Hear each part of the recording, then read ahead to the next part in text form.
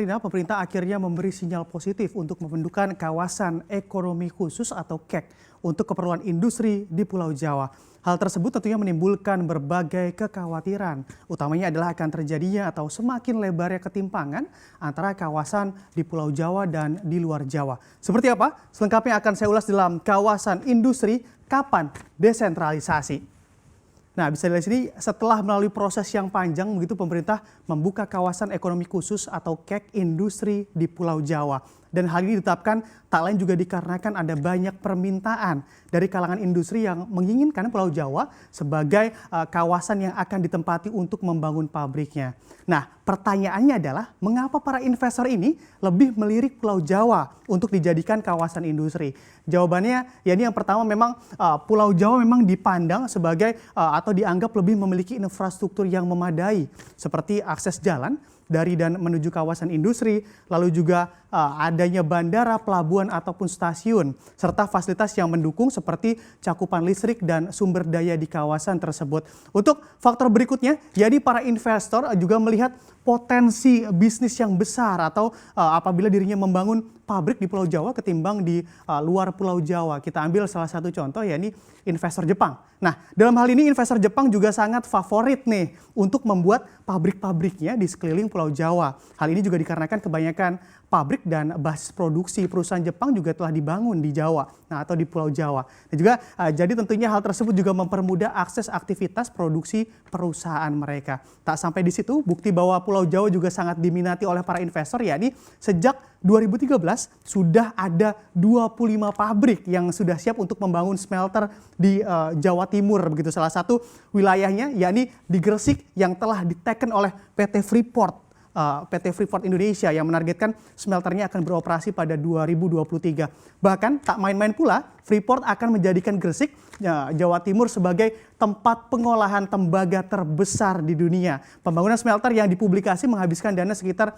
3 miliar dolar Amerika Serikat ini menilai Gresik sangatlah cocok untuk membangun smelter tembaga. Dan juga hal tersebut dikarenakan juga di Gresik juga terdapat banyak pabrik semen begitu yang tentunya dapat memanfaatkan hasil pengolahan asam sulfat, perak dan juga gipsum dari smelter PT Freeport.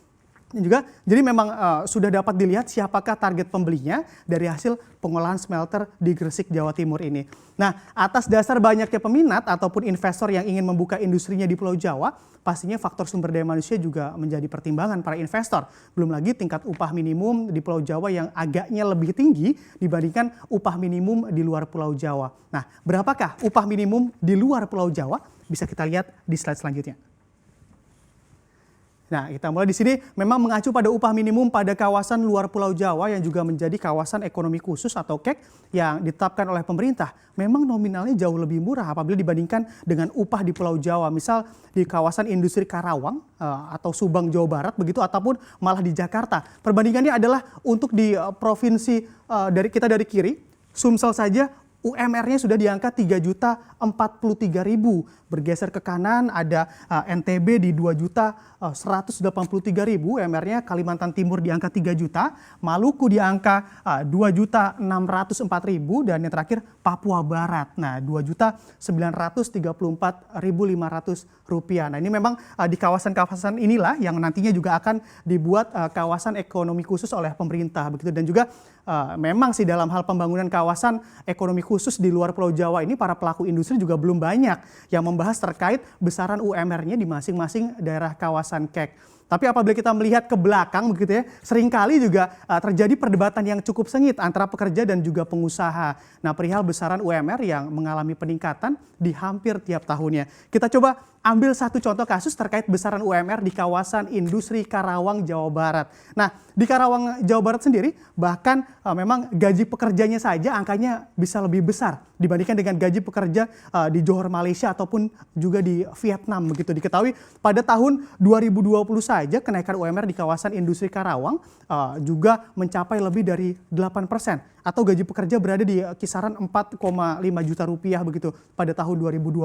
Dan juga dengan angka upah pekerja yang tinggi tersebut, para pengusaha juga tak bisa banyak berharap karena memang untuk pengupahan pekerja pun juga sudah diatur oleh pemerintah dalam PP nomor 78 tahun 2015. Nah, jadi apabila pengusaha begitu tak mampu membayar pekerja sesuai peraturan, ya tentu saja akan dikenai sanksi oleh pemerintah. Dan juga atas kondisi tersebut banyak pengusaha juga berharap agar dengan adanya kenaikan UMR yang hampir terjadi tiap tahun juga diimbangi dengan diberikannya insentif bagi para pelaku usaha seperti bebas biaya masuk untuk impor bahan baku dan juga lain-lain. Gimana nih pengusaha? Masih minat bikin industri di Pulau Jawa? Dan juga tapi memang sejauh ini kawasan industri di Indonesia masih mayoritas berada di Pulau Jawa. Dan seperti apakah sebarannya? Bisa kita lihat di slide selanjutnya.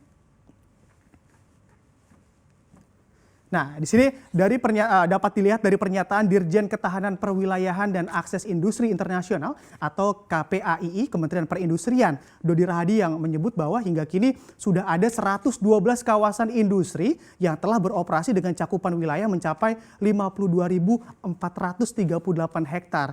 Dan selain itu juga terdapat 38 kawasan industri yang berada dalam proses konstruksi dan 10 kawasan industri masih dalam tahap perencanaan. Begitu. Dan lebih lanjut juga data dari Kementerian Perindustrian ini juga menyebut bahwa dari 112 kawasan industri yang sudah beroperasional begitu, mayoritas memang berada di Pulau Jawa, yakni sebanyak 64 kawasan industri dari total industri di Indonesia bahkan. Sedangkan kalau kita lihat juga untuk kawasan industri di luar Jawa hanya 48 kawasan industri saja. Nah, ini bedanya juga lumayan jauh. Serta bila melihat data sebaran industri di Pulau Jawa bisa kita lihat di sini dari sebelah kiri, yaitu ada kawasan industri di Banten, yaitu kawasan industri Krakatau Industrial Estate Cilegon yang sudah menempati 625 hektar di daerah Banten. Dan juga di Karawang, Jawa Barat juga sudah menempati 13,7 juta hektar, dan di Bekasi 2.840 hektar. Lalu di Jakarta, di ibu kota sendiri, di kawasan industri Pulau Gadung sudah berada di angka 438,75 hektar. Selanjutnya di Jawa Timur, nah ini di Surabaya sudah menempati 245 hektar, dan juga di Pasuruan, Jawa Timur juga kawasan industrinya berada di 556 hektar sudah digunakan.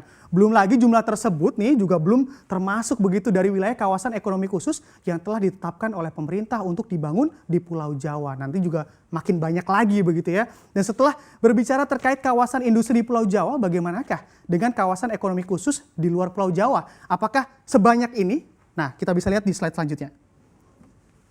Nah, bisa kita lihat di sini dalam slide ini saya akan menyebutkan beberapa kawasan KEK atau kawasan ekonomi khusus yang berada di luar Pulau Jawa yang memang saat ini mayoritas dari kawasan tersebut terkena kendala infrastruktur dalam pembangunan kawasannya. Dan kita bisa lihat di sini kawasan ekonomi khusus di Sorong yang memang diproyeksikan akan menempati 523 hektar, namun hanya dipakai 2,9% saja.